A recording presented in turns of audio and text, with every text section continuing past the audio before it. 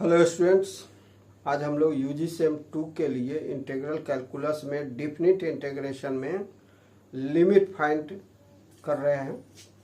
तो हमारे सामने व्हाइट बोर्ड पर एक क्वेश्चन है, फाइंड द लिमिट या इवेल्युएट लिमिट। क्वेश्चन है factorial n by n to the power n whole to the power 1 by n। कैसे इनिशिएट करेंगे, आइए इसको देखें। तो लेट y इक्वल्स टू, आप लिमिट को हटा के भी मान सकते हैं इसको y, या लिमिट सहित भी y मान सकते हैं। चलिए हमने y मान लिया इस पूरे को, लिमिट सहित को। तो limit n tending to infinity factorial n by n to the power n whole to the power 1 by n, हमने ये मान लिया। अब इसको हम लोग या तो पहले ही लॉग ले लेते हैं या बाद में लॉग लेंगे। चलिए बाद में ही लेंगे। तो limit n tending to infinity, और फैक्टोरियल n का मतलब एक्सपेंड कर दें, n into n minus 1 into n minus 2 dot dot 3 to 1 ऐसा होगा, divided by n to the power n whole to the power 1 by n। अब देखिए n to the power n है, हम क्या करें। तो देखिए ऐसा करते हैं, हम लॉग ले लेते हैं, taking log we have, log ले लीजिए। तो log y equals to limit n tending to infinity, log हम लिमिट के बाद रखते हैं, पहले रखने से कोई फायदा नहीं है। तो लिमिट के बाद लॉग लिखते हैं। तो लॉग ब्रैकेट में रहेगा n इंटू, अब ऐसा करेंगे हम कि नीचे n to the power n है, क्या ऊपर में न्यूमरेटर में n to the power n है, क्योंकि नंबर ऑफ फैक्टर्स जो है वह फैक्टर्स कितने हैं, फैक्टर्स है टोटल n। कैसे, तो n यहाँ n हर एक में n है। तो देखिए ऐसे करेंगे, n इसमें से ये है, फिर इसमें से n लीजिए। तो ब्रैकेट में क्या लिखा जाएगा, 1 माइनस 1 बाई n। अगले n माइनस 2 है, इसमें से n लीजिए n, तो क्या लिखा जाएगा इसमें 1 minus 2 by n, 1 minus 2 by n. इसी तरह से हमें तो हर एक फैक्टर से n लेना है। तो 3 का रूप क्या है, देखिए n माइनस 3, ये रूप है 3 का, ये है रूप है 3 का। तो आपको इस तरह से n मिलेगा, n 3 by n 2 by n, फिर 1 में भी n है, n निकालेंगे 1 by n whole to the power 1 by n, और नीचे में है n to the power n। देखिए अब n की संख्या कितनी है, जो इनटू में है, ब्रैकेट वाले n नहीं, ब्रैकेट के बाहर जितना फैक्टर उतना n। तो लिमिट तो नहीं लिख रहे हैं, log y equals to limit n tending to infinity log. अब एक चीज देख लीजिए, ये जो पावर है, अभी इसको कुछ नहीं करेंगे, पहले देखिए n कितना है, टोटल नंबर ऑफ n कितना है, n to the power n, n into n तो कितना हो जाएगा, n बार है तो n to the power n into 1 minus 1 by n, 1 minus 2 by n dot dot n factors divided by n to the power n to the power 1 by n, ये इससे cancel हो जाएगा। अब आप लॉग का property क्या जानते हैं कि log x to the power y to the base e equal to क्या होता है, वाई पीछे चलाएगा, y log x to the base e, ऐसा हो जाएगा। तो यहां पर भी वो हुआ, कैसे हुआ, तो देखिए लॉग इसका पावर 1/n है, तो 1/n पीछे चलाएगा, तो पीछे लॉग के पीछे आ जाएगा, लॉग के पीछे ध्यान देंगे 1/n, तब लॉग यहाँ देखिए लॉग के पीछे आ गया हुआ है, तो 1/n लॉग ब्रैकेट में कितना बचा, 1 - 1/n into 1 - 2/n into 1 - 3/n dot n factors. अब पावर हम 1/n नहीं लिखेंगे क्योंकि वो 1/n पीछे आ चुका है लॉग के फॉर्मूला से। अब देखिए 1/n log 1 - 1/n into 1 - 2/n into 1 - 3/n up to n factor. अब लॉग का दूसरा फॉर्मूला क्या आप जानते हैं, log x into y to the base e क्या होता है log x plus log y to the base e। तो x y दो ही है नंबर, यहाँ पर तो बहुत सारे हैं, तो सब में प्लस साइन लगेगा सभी के बीच में। तो limit n tending to infinity 1/n bracket में लॉग अब अंदर चला जाएगा, log 1 - 1/n plus log 1 - 2/n plus log 1 - 3/n। अब ये जो n फैक्टर्स लिखे हुए हैं, क्योंकि प्लस साइन हो गया, टर्म्स हो गया, तो हम लिखेंगे अप टू n टर्म्स, ध्यान देंगे, स्क्वायर ब्रैकेट है, ऐसा होगा।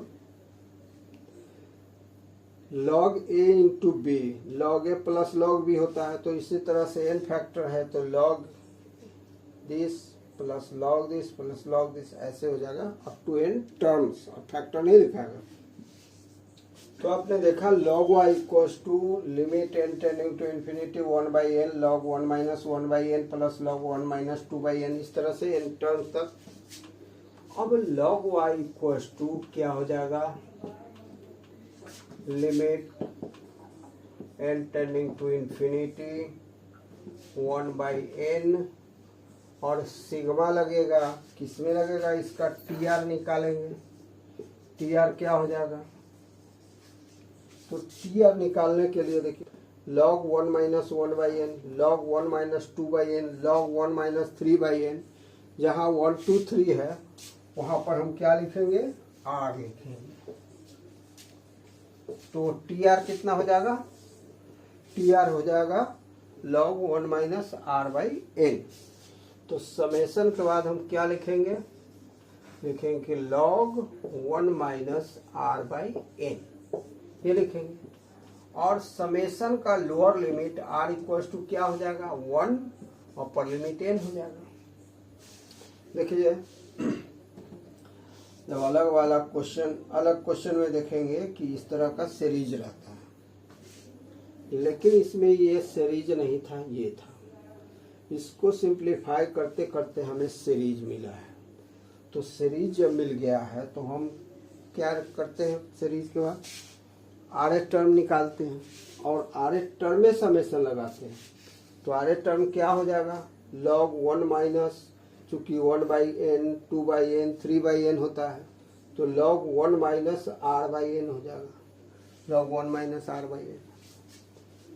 अब देखिए आप जानते हैं कि यह किस में कन्वर्ट होता है, 1/n h के बराबर होता है, 1/n इक्वल्स टू होता है h। तो n tending to infinity, this implies h tending to 0, ऐसे लिखिए n टेंडिंग टू इंफिनिटी, तो 1/∞ टेंडिंग टू 0 हो जाएगा, that is h tending to 0।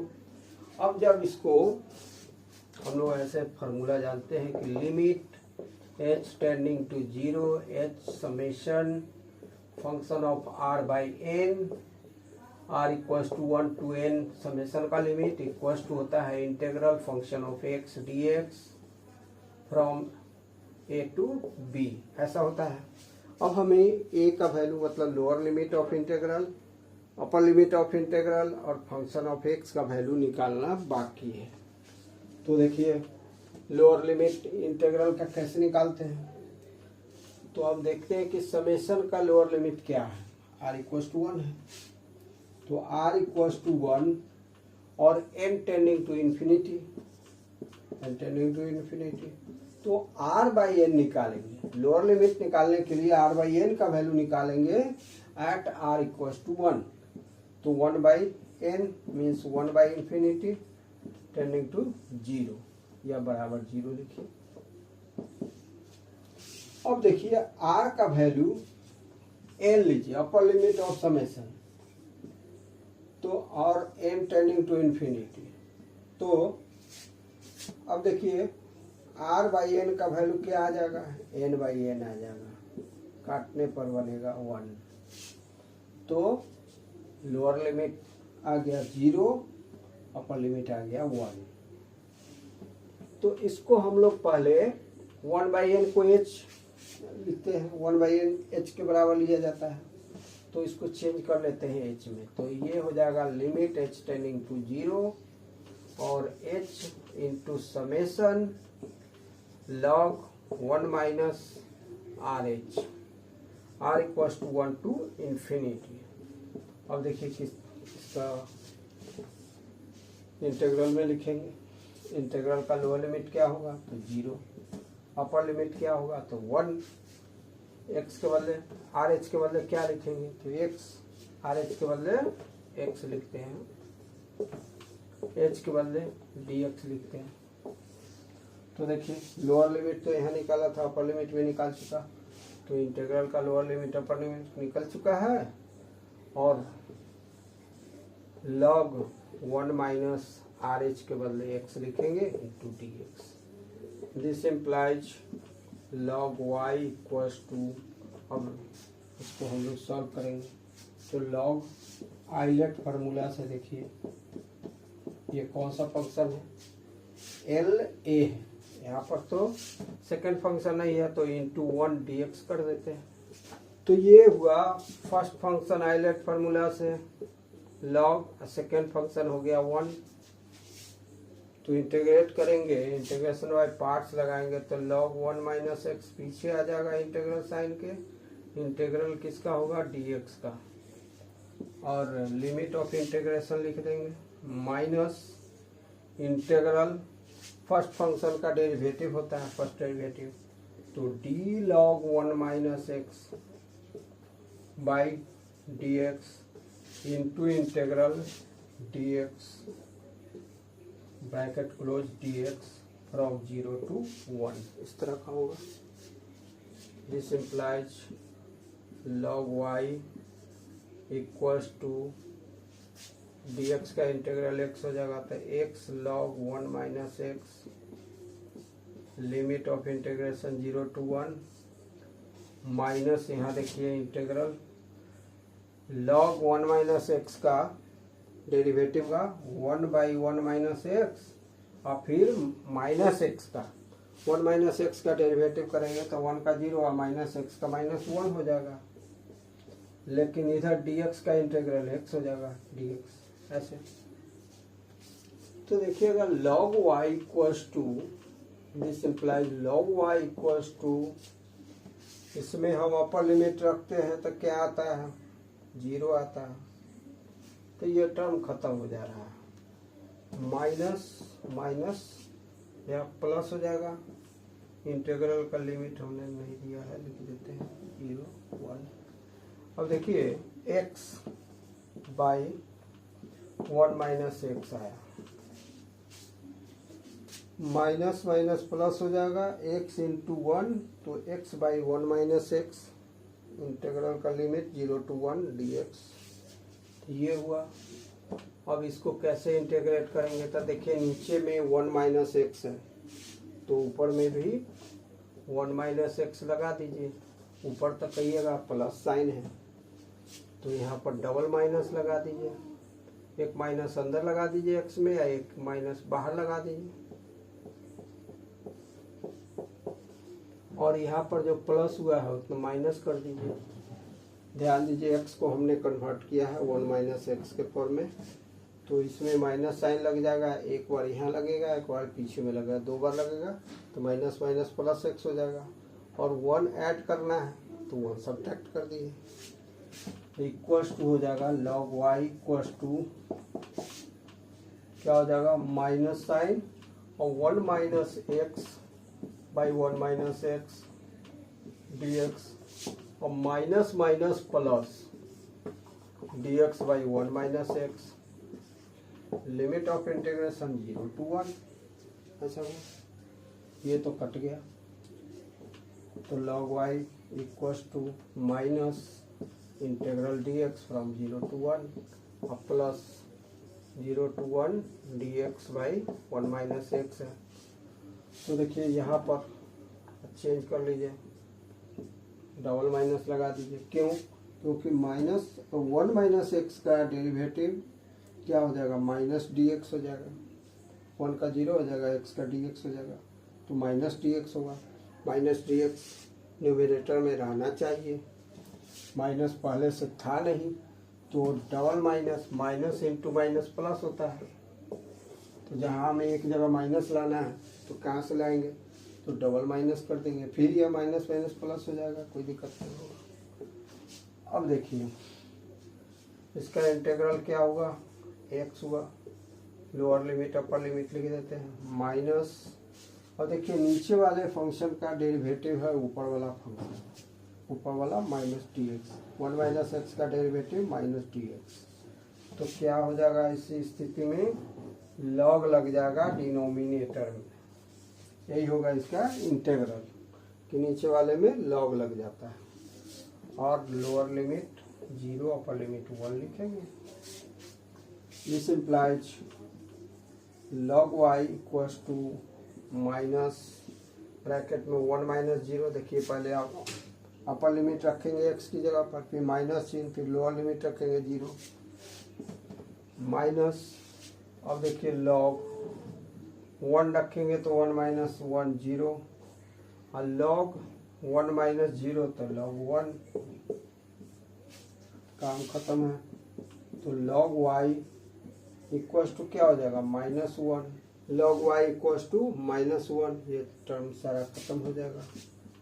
तो y का वैल्यू क्या हो जाएगा, तो e to the power -1 equal to 1/e, यही हमारा आंसर हुआ, यही रिक्वायर्ड लिमिट हुआ। लिमिट को हमने y से डिनोट किया था, y का वैल्यू 1/e आ गया, तो यही आंसर हुआ। तो हमने गिवन फंक्शन को y से डिनोट किया था, y का वैल्यू 1/e आ गया, तो यही हमारा सॉल्यूशन हुआ, लिमिट 1/e हुआ।